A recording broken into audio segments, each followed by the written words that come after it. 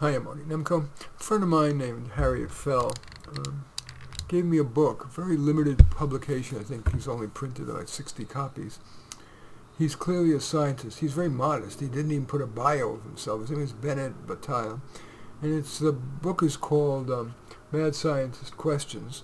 And he's got about 400 of these. But I marked 16 that I thought were interesting, particularly interesting, which are very short. I'll read them, and then if I have anything to say to add or agree or disagree or whatever, I'll do that. Anyway, the first is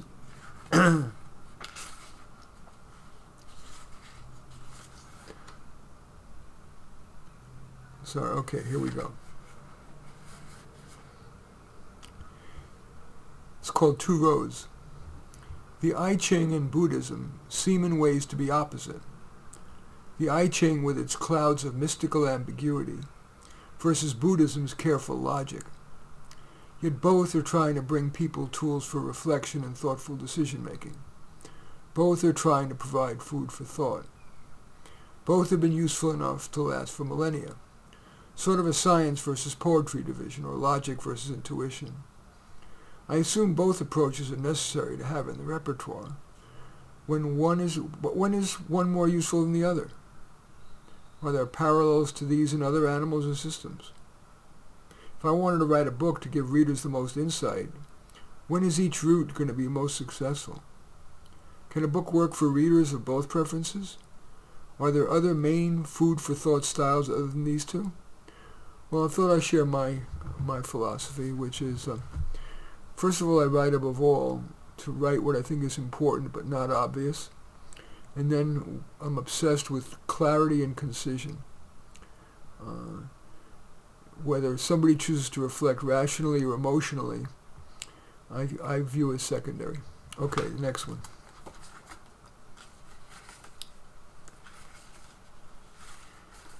The next one is, it's called Time Capsules.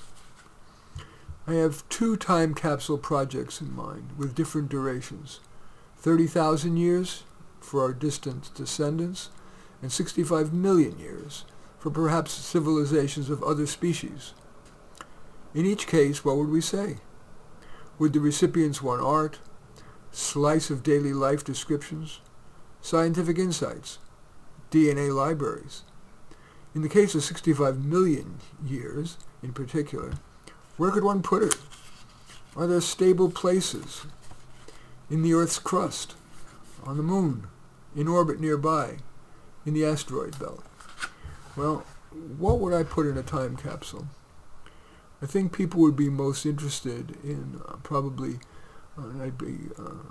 use Kindle as a way of space saving, and I'd probably put some of the most iconic books, fiction and nonfiction. I wouldn't default to the Bible. I'm not, for reasons that will go beyond this discussion. I probably would probably choose a Kindle version of the Encyclopedia Britannica because, unlike Wikipedia, it seems more balanced. And in the fiction realm, I don't think I'd put Shakespeare because it really is anomalously comprehensible only to the few. I think I would probably, in the fiction realm,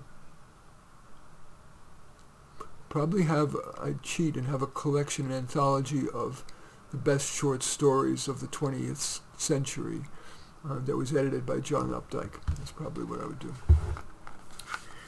I would also, in addition, I'd probably certainly have an iPhone in there. And the DNA library, I like that, because that's a repository of the sum of what we've learned about genetics. Okay, next, and about, right. So next one is called Autopilot Override.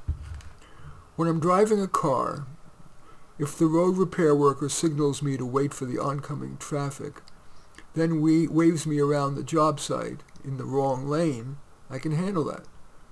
If I'm in my driverless car, does my car figure out the hand signals? Or does the construction worker have some way of controlling my car? Because I'm probably still asleep. If the worker has a tool for controlling cars, what happens when the tool falls into malevolent hands? Nothing to add to that. That's pretty smart. Good question. Next. This one is called Sewer News, S-E-W-E-R.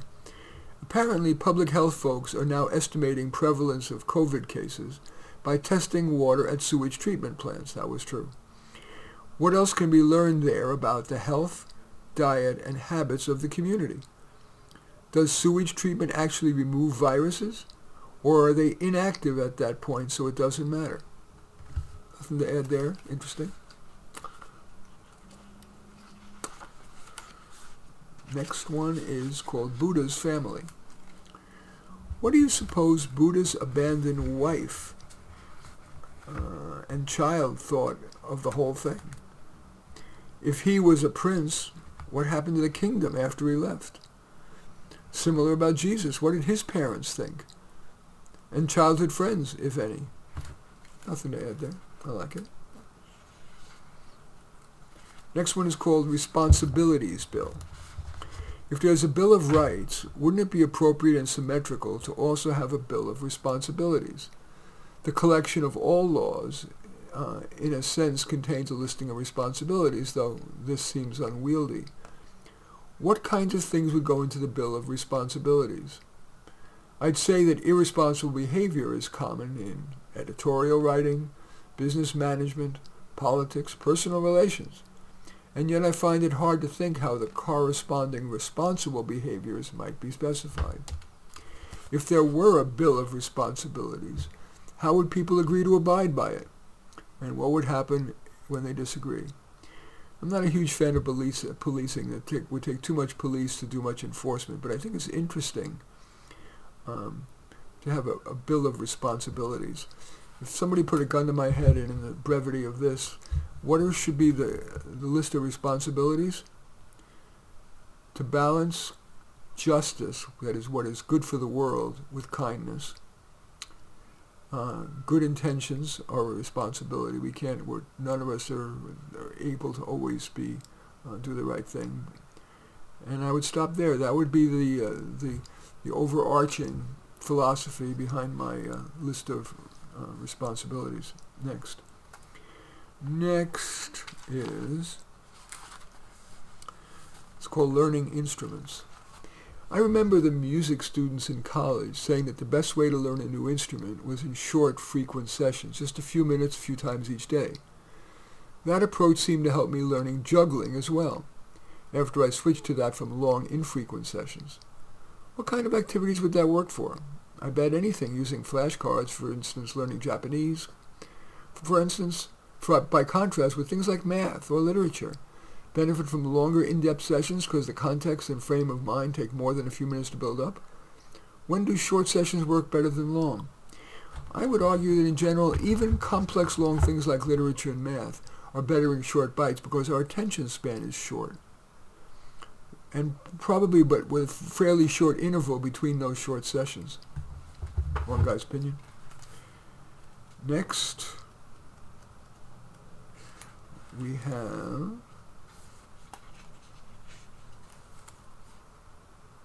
automating people. Computers seem to be expanding their role in activities like memory, art creation, navigation, logic, game playing, face recognition. What will be the things which aren't automated, that need humans, not machines? Enjoying food seems a given. On the other hand, that's perhaps more an animal activity than a human one. What if the things that separate humans from other animals are the ones that we choose to automate?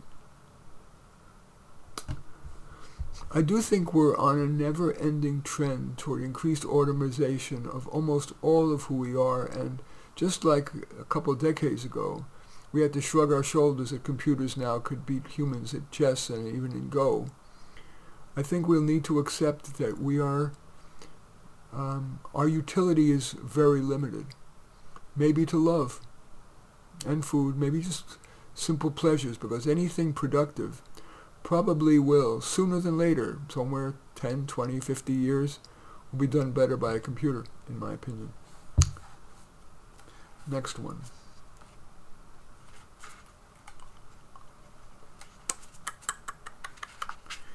Okay, next one is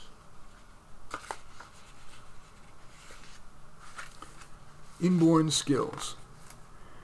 A friend said she had wanted to be a professional singer, quote, but I don't have the pipes, which I take to mean a particular kind of inborn vocal quality. Some skills do require inborn attributes for success at a professional level, height for basketball, good leg joints for running, and no amount of training will compensate. What about mental or emotional equivalents? What kinds of problem solving or empathy just wouldn't be available to most of us? What's the edge of abilities that one can hope for with effort? Oliver Sacks describes twin brothers with astonishing math ability, which nearly all of us don't have. What other kinds of very rare abilities are there? I don't know about rare abilities, but we acknowledge readily in the plant and animal kingdom that genetics are an important prerequisite to environment having an impact. Well, I think that's true of every human characteristic, from basketball playing to writing to thinking to art ability to singing. I can sing on pitch, but I have terrible vocal quality, and I've learned, all the stuff about breathing. And by the way, Harriet Fellham is anyway, it doesn't matter. I've learned all that bit about breathing, diaphragm breathing, etc. I just have a shitty voice. Anyway, but I can think, and I can think on my feet. I'm doing this way. I've done no preparation. I merely zipped through this book, put these little markers on the ones I thought were interesting, and I'm just ad-libbing. That's my strength. Yet I can't fix anything more than the toilet paper, or I'll call somebody. All right, I digress.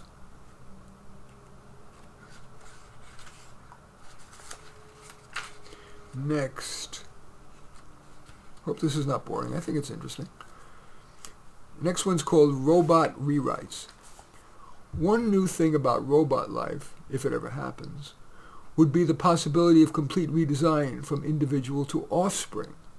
Unlike humans, who have at most very tiny genetic or educational changes available, rewrites are a huge opportunity for rapid adaptation, sure. On the other hand, the loss of stability seems like it would cause problems trying to maintain a culture or a relationship with the natural ecosystem. Are there biological systems that evolve rapidly enough to give insight to this? I don't think so. I think evolution, while it doesn't completely explain things, I think the human species evolves very slowly. And yes, it's I think a very good insight. You can very rapidly change the world by changing what robots can do, certainly in a lot fewer generations, version 4.0 versus 1.0, compared to changing in humankind. Okay, next. This one's called Lawyer Population. A friend who worked at IBM said that it has as many lawyers as engineers. What does that say about the company's adaptability, usefulness, context? Do corporations in general trend towards large legal departments? What would be the other common large departments? I've heard that the trend in universities is toward a decreasing fraction of the employees being teachers, more administrators. What are the longer-term trends in how businesses, schools are structured? I don't know if it's just recency effect from all this automation stuff, but I see ever more being automated. I see universities going away, big campuses, while they offer some advantages. I see people sitting at home and having completely individualized instruction taught by world-class instructors online, adapting instruction based on how the student is learning, doing machine learning, and adapting with every single guess right and guess wrong that the student makes in a module. You can't reproduce that with people. And the bureaucracy in universities metastasized, and the cost has as well. No, I see almost everything, definitely including not only universities, but K-12 schools being revolutionized. You take the basic geometry teacher, algebra teacher. People who go into math teaching and science are not necessarily the most verbal, and yet it's extremely important to be able to teach those difficult subjects well. And I think that the rare duck who is a transformational, wonderful algebra or calculus teacher would be able to be reproduced online and then converted into individualized modules. Again, very individualized, not only in pace, but in style, and obviously translatable into any language.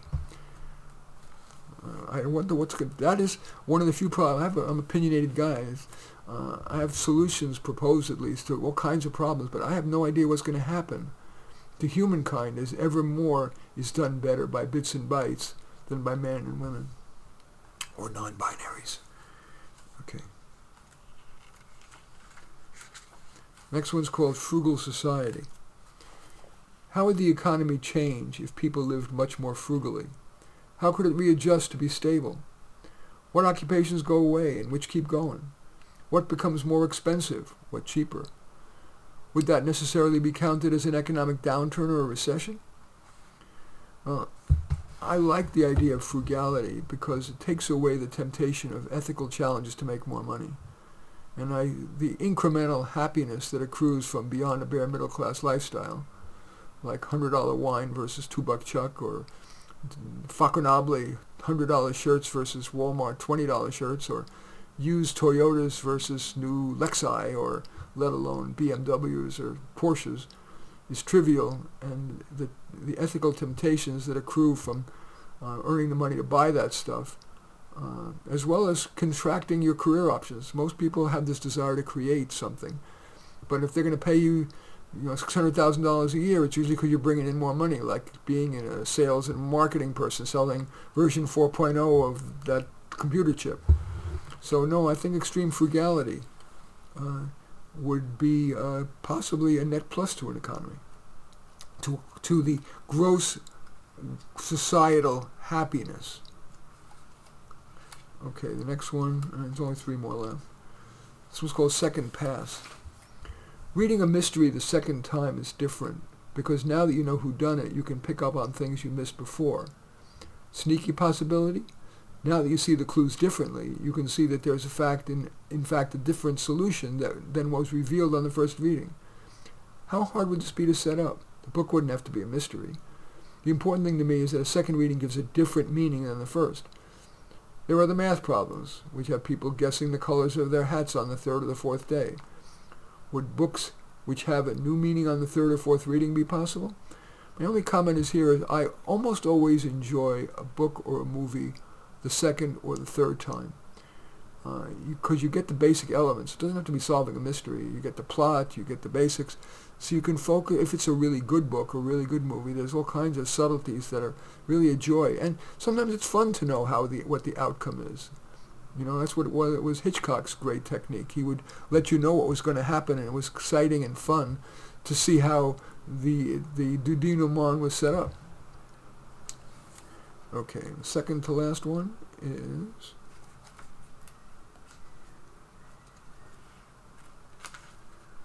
student aid. I've seen lots of fuss about chatbots being able to write student papers. Maybe a solution could be for schools to stop giving degrees or certificates. You take a class, and whether you learn something is your business. Same as the evening yoga classes. The admissions process is now tricky too, because chatbots are writing the applications. How do schools with limited facilities decide who gets in? How do profs tell if students are getting anything out of the course? How do employees interview? The world would be very different. Could it end up being fair and productive? I love it. Yeah, I think we have kind of like a mouse going through a maze will do anything to get the damn piece of cheese.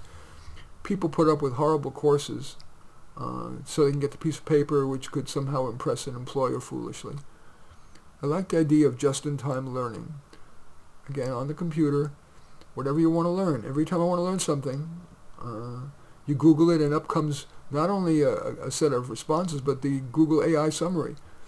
And I think it actually encourages critical thinking, because it doesn't make you mindlessly say, okay, that's it. You read it and you think and you say, does that sound right for my situation? Do I need to look at something else? Do I need to think? So critical thinking is not going to be reduced as a result of AI.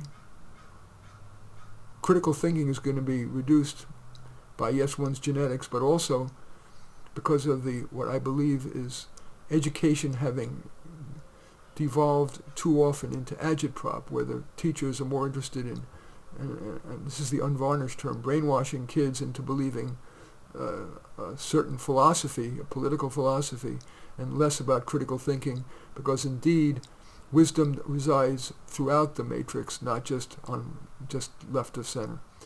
In any event, those are, I think, 16 of the 400 plus little musings by Bennett.